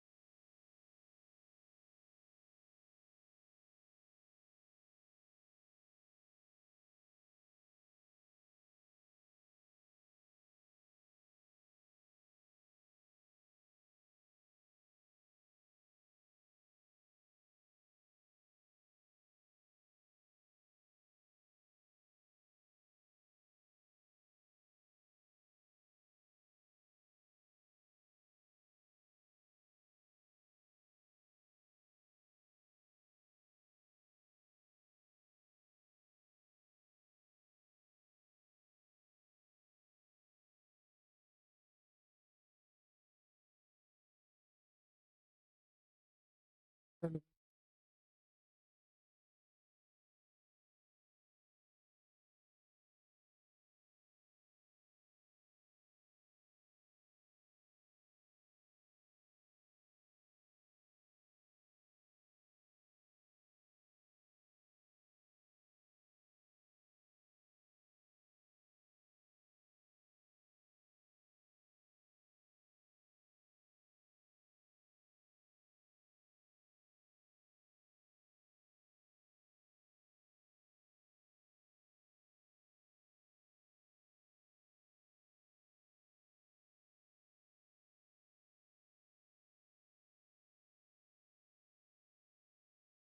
तो पेज नंबर बताओ। देखो अभी क्वेश्चन नंबर 1 क्या है ना, देखो इस टाइप की वेराइटीज आपके मॉड्यूल में तो नहीं छपी हुई, बट यार अच्छी वेराइटीज हैं। आपका थोड़ा सा साइकोलॉजिकल मामला क्लियर हो जाता है इन्वेंट्री वैल्यूएशन को लेके, बट आ सकते हैं, पहले बता के चल रहा हूँ। ठीक है ना, एक आधा बार आया भी है। क्वेश्चन पढ़ते हैं, मजा आएगा। अरे यार स्विच ऑफ पढ़ा है। क्या लिखा है? Mister James submit you the following information for the year ending 31 March 11। Mister James ने आपको कुछ इन्फॉर्मेशन दी 31 मार्च 2011 की। ठीक है, मैं करूंगा आपको घर पे रिपीट करने बस ये क्वेश्चन। ठीक है दीदी। स्टॉक दे दीदी, ओपनिंग स्टॉक है 1,50,500 का। ठीक है, परचेज दे दी, मैन्युफैक्चरिंग के खर्चे दे दिए, एक्सपेंडिचर दे दिए सेल्स के, एडमिन वाले खर्चे दे दिए और फाइनेंशियल वाले चार्जेस दे दिए, आपकी सेल वैल्यू भी दे दी। ठीक है, फिर क्या लिखा है? During the year damage goods costing 12,000। कह रहे कि इस साल ना 12,000 का सामान जो था खराब हो गया था और वो मैंने 5,000 का बेच दिया था। Bearing the about transaction the gross profit has been 20% sale. और जो हमारा जीपी का रेट है वो 20% सेल का रहता है। Compute the closing stock and the net profit of the James for the year ending 31 मार्च 11। यानी कि भाई क्लोजिंग स्टॉक की वैल्यू बता दो, ठीक है ना, और प्रॉफिट बता दो मिस्टर जेम ने क्या कमाया। मेरी बात क्लियर हो गई नहीं हो गई? आया समझ में नहीं आया? चलो शुरू करें। आप अपनी बुक से या पढ़ सकते क्वेश्चन को। लो मैं थोड़ा स्पेस दे देता हूँ, 30 सेकंड लगा लो, क्वेश्चन को पढ़ लो।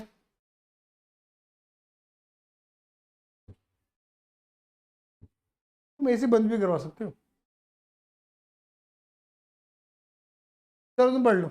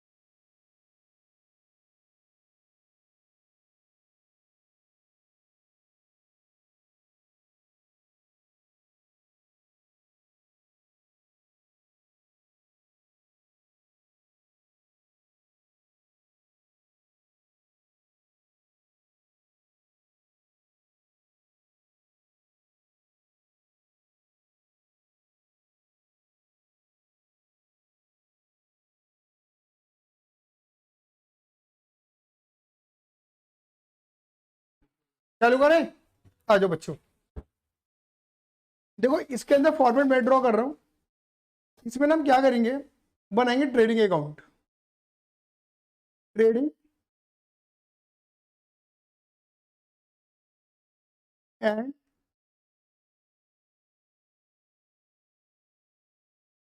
Profit loss account. कोई ईयर दर का ईयर है? कुछ दिसंबर मार्च कुछ हम बता रखा क्या? तो बोल क्यों ना रहा है?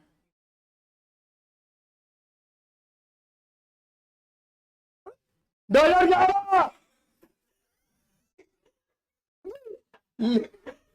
चीजों को आराम से भी कहा जा सकता है बेटा, हम तो टीचर हैं, हमें तो जोर से बोलना है।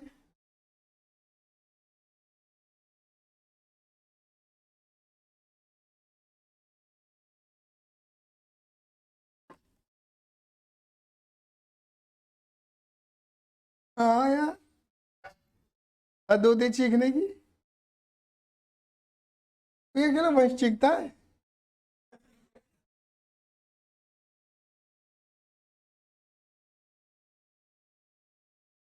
इतने जोर जोर से नहीं बोलना चाहिए बेटा, जुबान का असर कहीं और ही पहुंच जाता है।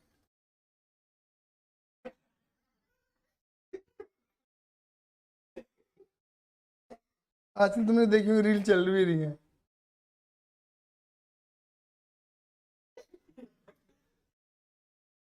बोलने में डैश तक का जोड़ नहीं लगाना होता, जो लगाता है रोज।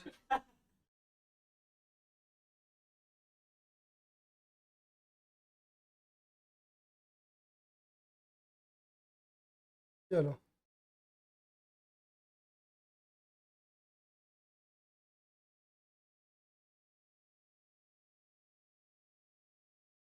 Normal,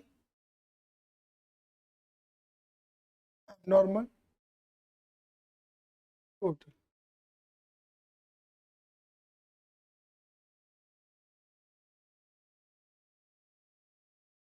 normal, abnormal, total. Clear है? देखो, यहाँ पे आप लिखना सबसे पहले, सारे बच्चे मुझे बता रहा ओपनिंग स्टॉक कितना दे रखा है।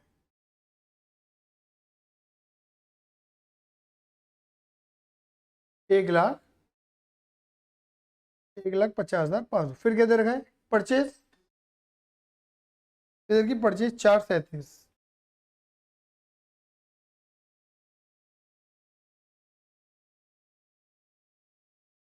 कोई बात नहीं, उसकी तो डेट होती है, और उसकी डेट चाहिए भी नहीं हमें, क्योंकि यहाँ डेट लिखी नहीं रही हो।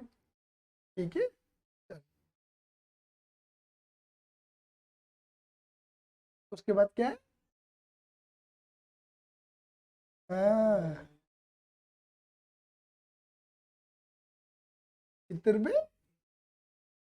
8,500।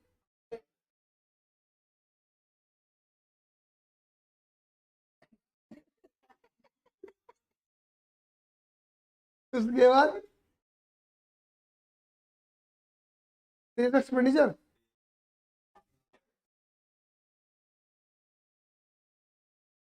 ये इंडायरेक्ट खर्चे होते हैं हमारे। कितने रुपए? उसके बाद एडमिन खर्चे कितने? 18,000। उसके बाद ये भी इंडायरेक्ट खर्चे होते हैं।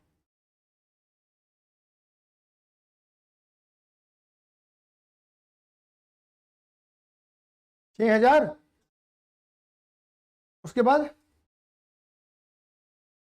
सेल्स कितने रुपए? 6,00,000। ये मैंने सारी अमाउंट टोटल में भरी है। ठीक है बच्चे, आ जाओ। अब नीचे इन्फॉर्मेशन दे रखी है कि मेरा कोई सामान था 12,000 रुपए का, और वो 5 का मैंने बेचा, डैमेज हो चुका था, क्योंकि वो, बोलो हाँ या ना। ये मतलब मेरे लिए एबनॉर्मल गुड्स हो गए। क्या हो गया? एबनॉर्मल।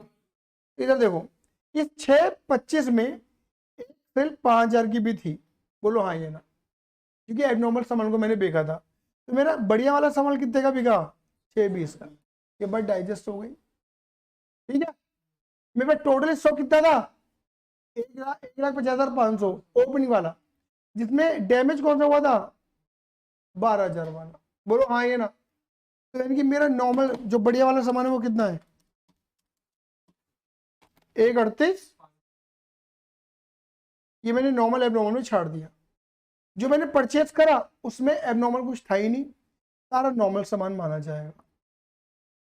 सारा मैन्युफैक्चरिंग का खर्चा नॉर्मल माना जाएगा। मेरी बात क्लियर हो गई नहीं हो गई? कहीं भी मान लो, कोई फर्क नहीं पड़ेगा। मान लो, कोई दिक्कत नहीं है। हम ये वैसे ओपनिंग में मान लेते हैं, बस इतना नहीं है। जब कुछ नहीं पता तो ओपनिंग में मान लेते हैं। क्लियर है? चले, अरे क्लियर है? चलो, अब यहाँ पे लिखेंगे क्लोजिंग स्टॉक। देखो एबनॉर्मल वाला सामान तो मेरा सारा बिक गया, तो एबनॉर्मल में कोई भी क्लोजिंग स्टॉक आने वाला नहीं है। ये वाली बात डाइजेस्ट हो गई। तो 12 का माल था, 5 बिक गया, बात खत्म। मेरी बात क्लियर हो गई? अगर तुम देखोगे यहां पर ध्यान से, एबनॉर्मल में तुम्हें लॉस कितना हुआ? 7,000, जिसे ग्रॉस लॉस कहते हैं। मेरी बात क्लियर हो गई नहीं हो गई? बेटा बोल दो हाँ या ना। नॉर्मल में ग्रॉस लॉस नहीं है। देखो नीचे रेट दे रखा है कि नॉर्मली तुम प्रॉफिट कितना कमाते हो, gross profit 20% on sale, sale का 20%। ध्यान से सुनना क्या कह रहा है, सेल का 20%। तो मैं यहाँ पे ऐसा लिख सकता हूँ मेरे बच्चों, इधर देखो, ग्रॉस प्रॉफिट सेल का 20%। सेल कितनी है मेरी? 620। क्योंकि देखो एबनॉर्मल पे तुम्हें 20% प्रॉफिट होगा, इसकी गारंटी नहीं है। नॉर्मल पे होता है प्रॉफिट, बोलो आइए ना। नॉर्मल पे कितनी है तुम्हारी? 620। 620 का 20%, 1,00,000। बोलो आइए ना। लाने देखो बताओ, अगर मैं ये ऐड कर दूं और इन्वेस्टर भी नहीं आ जाएगा? करना जरा।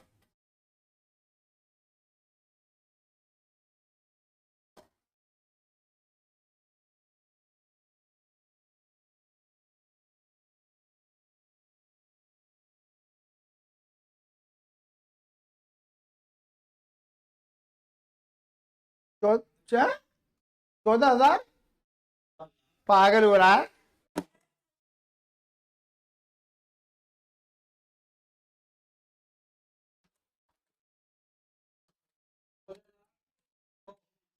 यार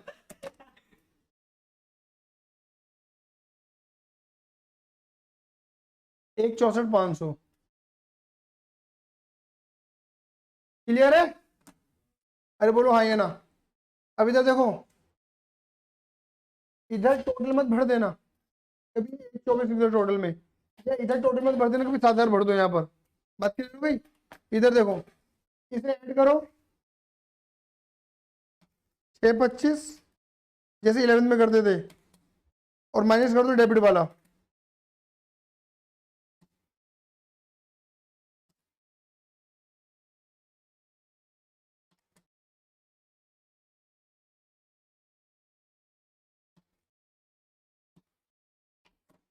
एक लाख 17,000, यही है।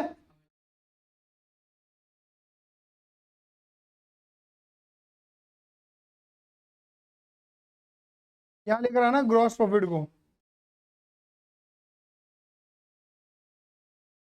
ग्रॉस प्रॉफिट ब्रॉट डाउन कितना? 1,00,000, और यहाँ निकाल देना नेट प्रॉफिट जो पूछ रहा है क्वेश्चन तुमसे।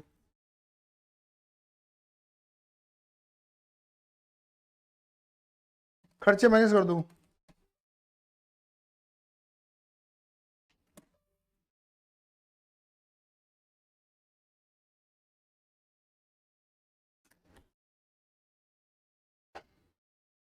आ गया?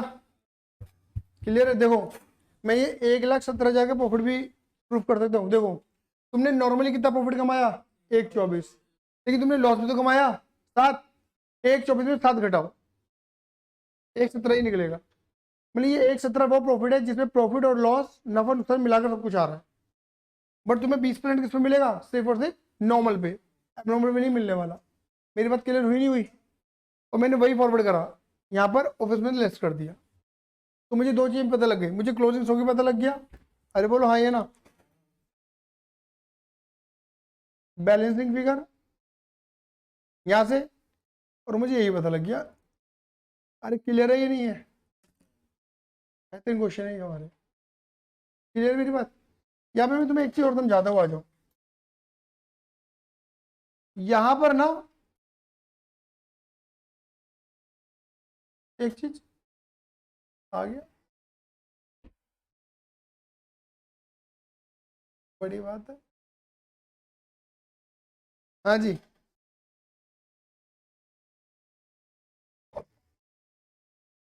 तोपों की सलामी। चलो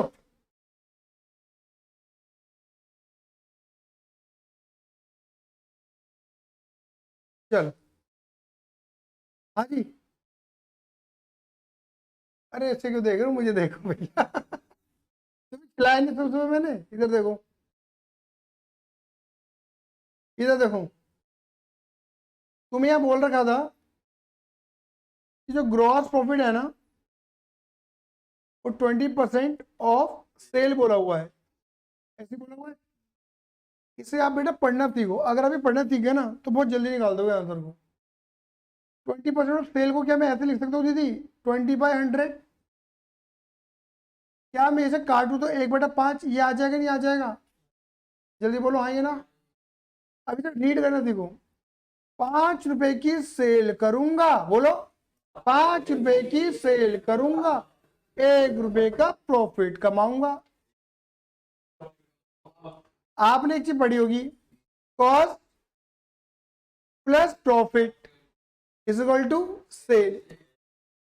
कॉस्ट पता नहीं, प्रॉफिट कितना है 1, सेल कितनी है 5, तो कॉस्ट कितनी आई? बोलो आएंगे ना। इसी रेशियो को मैं कन्वर्ट कर सकता हूं अब 1/4। तुम्हें 4 रुपए पता लग गया? बस मैंने जहां सेल लिखा था वहां क्या लिख दिया मैंने, कॉस्ट। अरे बात क्लियर हो गई, नहीं हो गई? अब इसे पढ़ना सीखो। 4 रुपए की लागत लगाऊंगा, कॉस्ट लगाई, 1 रुपए का प्रॉफिट कमाऊंगा। अब आया समझ? पढ़ तो मैं एक ही रहा हूं, बस एक पढ़ रहा हूं मैं सेल के रेफरेंस में और एक पढ़ रहा हूं मैं कॉस्ट के रेफरेंस में। ऐसा ही है ना, 4 लगाऊंगा 1 कमाऊंगा। कितने का बेचूंगा? 5 का। या ऐसा कह लूंगा 5 का बेचूंगा तो 1 कमाऊंगा। अरे बात क्लियर हो गई, नहीं हो गई? तो आप कहोगे आप ऐसे सिखा क्यों रहे हो? क्योंकि सम टाइम क्वेश्चन में तुम्हें ना बोल देगा, क्वेश्चन में तुम्हें बोल देगा gross profit is 25% of cost, और कॉस्ट का मतलब सीयूजीएस होता है। अब तुम दिमाग लगाना, सीयूजीएस का फॉर्मूला क्या होता है? Opening plus net purchase plus direct खर्चे माइनस क्लोजिंग। तुम्हारे पास क्लोजिंग तो होगा ही नहीं, तो तुम सीयूजीएस निकाल सकते हैं? और तुम पे सीयूजीएस ही नहीं होगा तो तुम 25% लगाओगे ऐसे, हाँ या ना? अरे सही बात कह रहा हूँ, नहीं कह रहा हूँ? तो तुम कहोगे आओ मैं सिखाऊं, 25% को मैं लिखूंगा 25/100। 25/100 का मतलब है 1/4।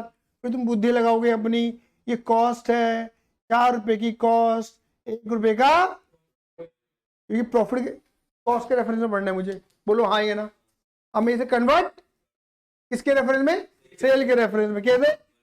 1/, क्यों 1/5? क्योंकि क्वेश्चन मुझे सेल गिवन होगी। समझ गया ना? मैं ये लगा नहीं सकता, तुम्हें कन्वर्ट कर लूंगा। अरे क्लियर ही नहीं है? अरे क्लियर है? ये सबसे तगड़ा शॉर्टकट तरीका होता है इन अकाउंट। इसे आप नॉर्मली मैथ के एरे गहरे टीचरों से पढ़ते थे लेट एक्स करके। बात क्लियर होगी नहीं भाई? But you can apply directly अगर आप इसको रीड कर सकते हो।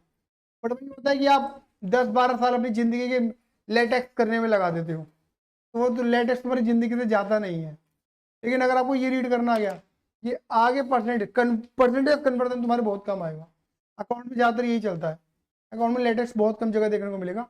ऑथर्स की बुक भी देखोगे तो भी नहीं दिखेगा तुम्हें, ऑथर्स ने भी बहुत कम जगह लगा रखा होता है लेटेक्स।